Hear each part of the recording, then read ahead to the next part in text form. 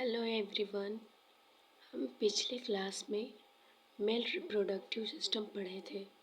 उसमें कुछ पॉइंटें छूट गई थी। स्पर्मेटोजेनेसिस। स्पर्मेटोजेनेसिस क्या होता है? Formation of male gametes of sperm in testis. या स्पर्मेटोजेनेसिस फॉर्मेशन करता है गैमेट्स यानी कि स्पर्म का। यह प्रोसेस कहाँ होता है? टेस्टिस में होता है। आवाज़ ख़राब होने की वजह से आवाज़ क्लियर नहीं हो पा रही होगी, तो समझने की कोशिश करिएगा। ये 2 स्टेप में होता है। स्पर्मेटोसाइटोजेनेसिस, फिर 2n diploid cell spermatogonia, meiosis होता है, फिर स्पर्मेटिड बनेगा। स्पर्मेटिड हमारा नॉन मोटाइल होता है एंड हैप्लॉइड होता है, यह गति नहीं कर सकता है। इसी का प्रोसेस, इसके बाद का प्रोसेस यहाँ पे चलता है।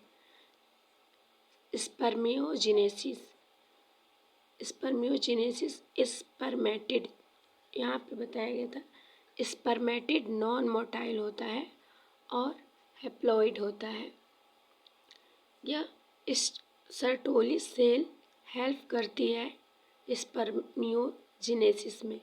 जो सर्टोली सेल होती है हेल्प करती है।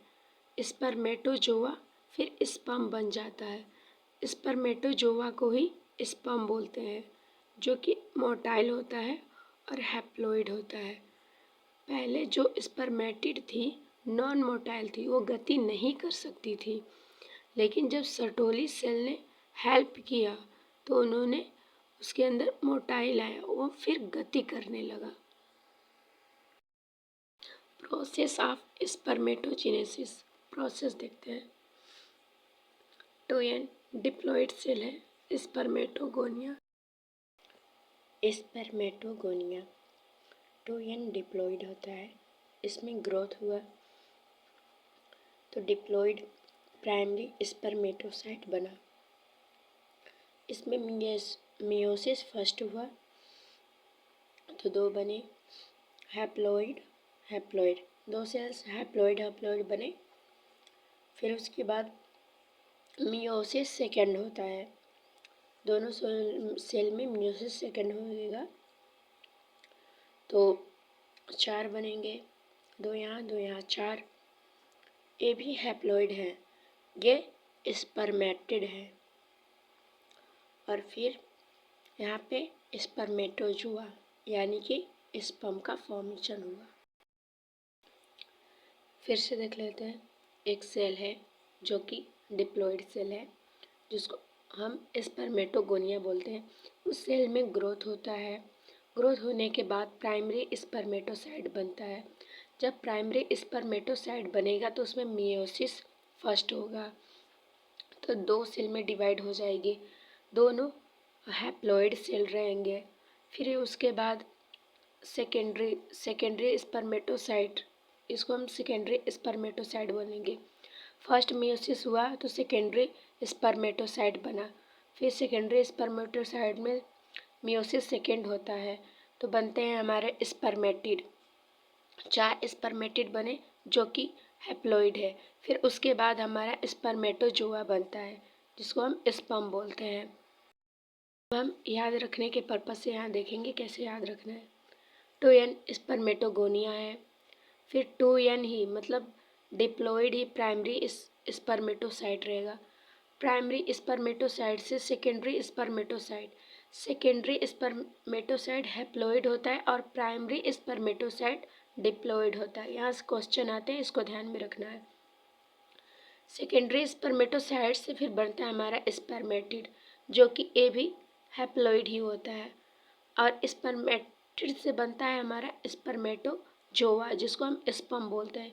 ये भी हमारा हैप्लॉइड ही होता है। इस सीक्वेंस को याद कर लेना। कुछ MCQ देखते हैं। साइट ऑफ स्पर्मेटोजेनेसिस मतलब कौन सी जगह पे स्पर्मेटोजेनेसिस मतलब स्पर्म का फॉर्मेशन होता है।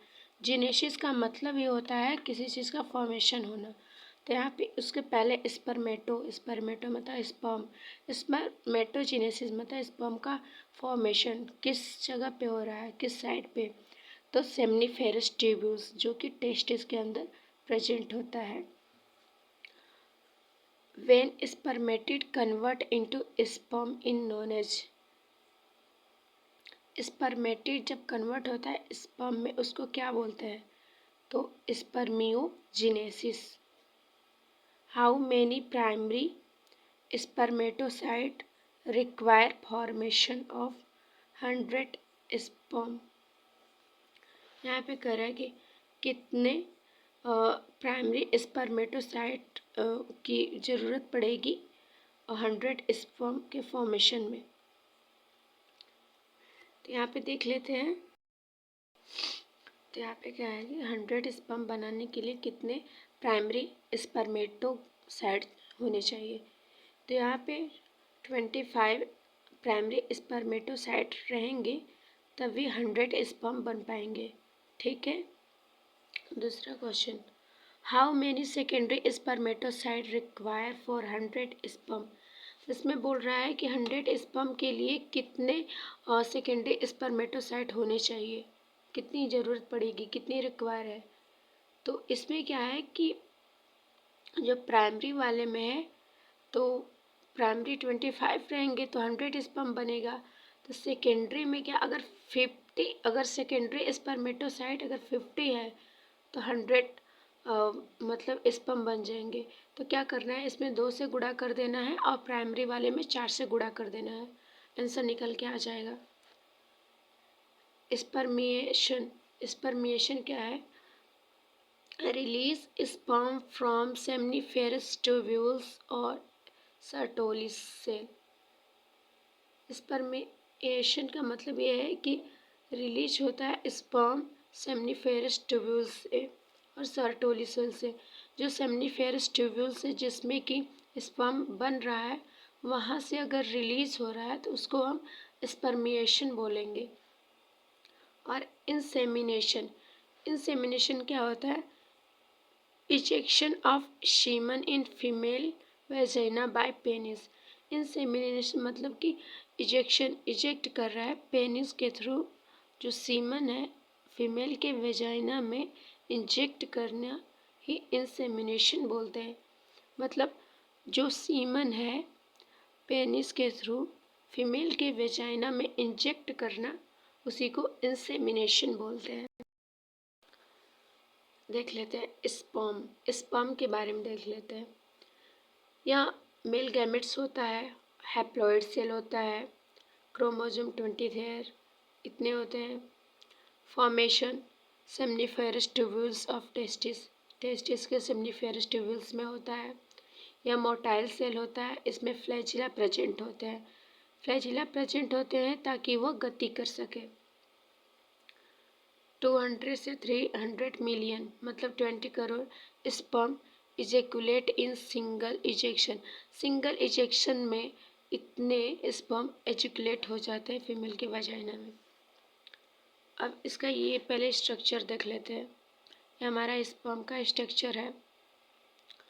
ऐसे तो मेनली 3 पार्ट में डिवाइड होता है लेकिन हम 4 पार्ट में किए हैं। ये हमारा इतना पोर्शन है हेड, फिर नेक, फिर ये मिडल पार्ट है इतना, फिर ये जो पूंछ है ये टेल, ये थर्ड पार्ट है टेल वाला। इसके टिप पे प्रेजेंट होता है एक्रोजोम, बीच में यहाँ पे न्यूक्लियस प्रेजेंट रहेगा और नेक वाले पार्ट में सेंट्रियोल और मिडल पार्ट में माइटोकॉन्ड्रिया और बीच में फाइबर जा रही है, इसको एक्जिल फाइबर्स बोलते हैं। और ये जो पूंछ है इसको फ्लैजिला बोलते हैं ताकि ये गति करता है। Head, 2 component present in head of sperm. Sperm के हेड में 2 कंपोनेंट प्रेजेंट होते हैं, एक्रोसोम न्यूक्लियस। एक्रोसोम और nucleus. Acrosome modify sperm lysin, modification है स्पर्म लाइसिन का। Example of Golgi body, example देख लेते हैं। हाइलुरोनिडेज एक्रोसिन, ये क्या करता है, digestion of egg membrane during fertilisation. जब फर्टिलाइजेशन होता है तो एग का जो आउटर मेम्ब्रेन होता है वो डाइजेस्ट नहीं होता है, तो ये एक्रोसिन क्या करता है और हाइलोरोनिडेज ये उस मेम्ब्रेन को डाइजेस्ट कर लेता है ताकि स्पर्म एग के अंदर इंटर कर सके। दूसरा है न्यूक्लियस या genetic material present in nucleus 23 chromosome. Nucleus क्या करता है, इसके अंदर जेनेटिक मटेरियल प्रेजेंट होते हैं। Neck connective connection between head and middle part. जो नेक होता है कनेक्ट करता है हेड और मिडल पार्ट को। 2 सेंट्रियोल आर प्रेजेंट इन नेक। नेक में 2 सेंट्रियोल प्रेजेंट होते हैं। प्रॉक्सिमल सेंट्रियोल को हम पीसी बोलेंगे। ये नियरेस्ट अपर टू न्यूक्लियस, ये न्यूक्लियस के अपर साइड नियरेस्ट प्रेजेंट होती है। दूसरा है डिस्टल सेंट्रियोल्स, इसको हम डीसी बोलेंगे शॉर्ट फॉर्म।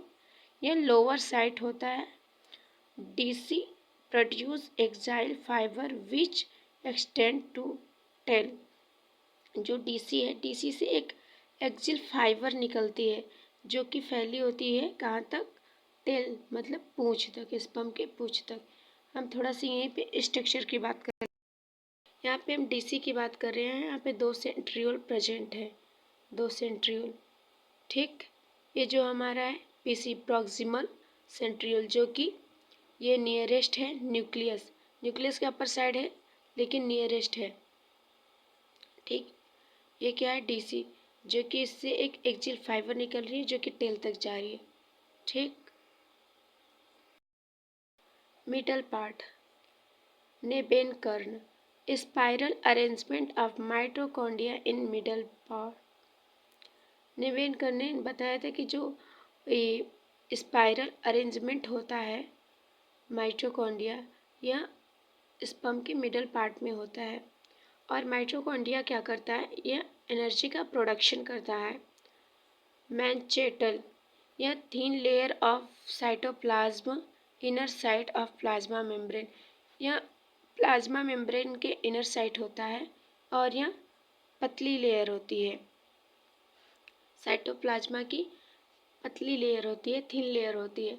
अब टेल की बात करें, रिस्पॉन्सिबल फॉर स्पर्म मोटिलिटी, और यहाँ पे इन टेल एक्जिल फाइबर प्रेजेंट। इसमें टेल में जो है उसकी पूंछ में एक एक्जिल फाइबर्स प्रेजेंट होते हैं और यह रिस्पॉन्सिबल होता है स्पर्म को मोटिलिटी मतलब गति कराने में। अब देखते हैं पार्ट ऑफ स्पर्म। हेड हो गया, नेक, मिडल पार्ट, टेल, 4 पार्ट हो गए स्पर्म का। हेड, नेक, मिडल पार्ट, टेल। ठीक, यहाँ पे देख लेते हैं। हेड हो गया, नेक हो गया, middle part, tell.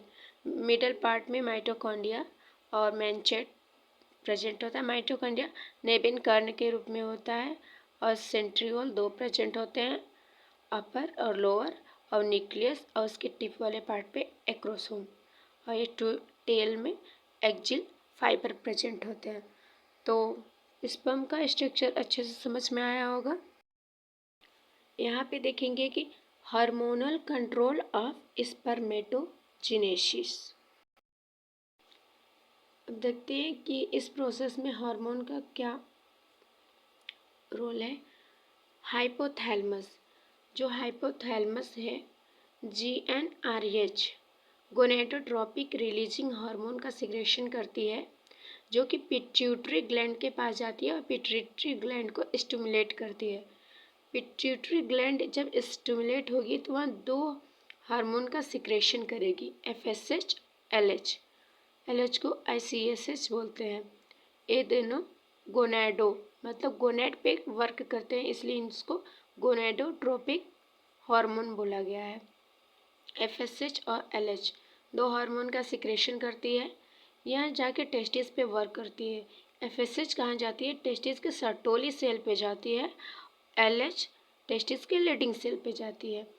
Sertoli cell का फंक्शन क्या होता है, प्रोवाइड न्यूट्रिशन फॉर स्पर्मेटिड और sperm.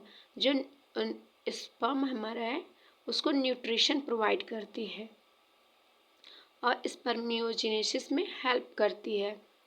Leading cell androgen and testosterone का हार्मोन रिलीज करती है।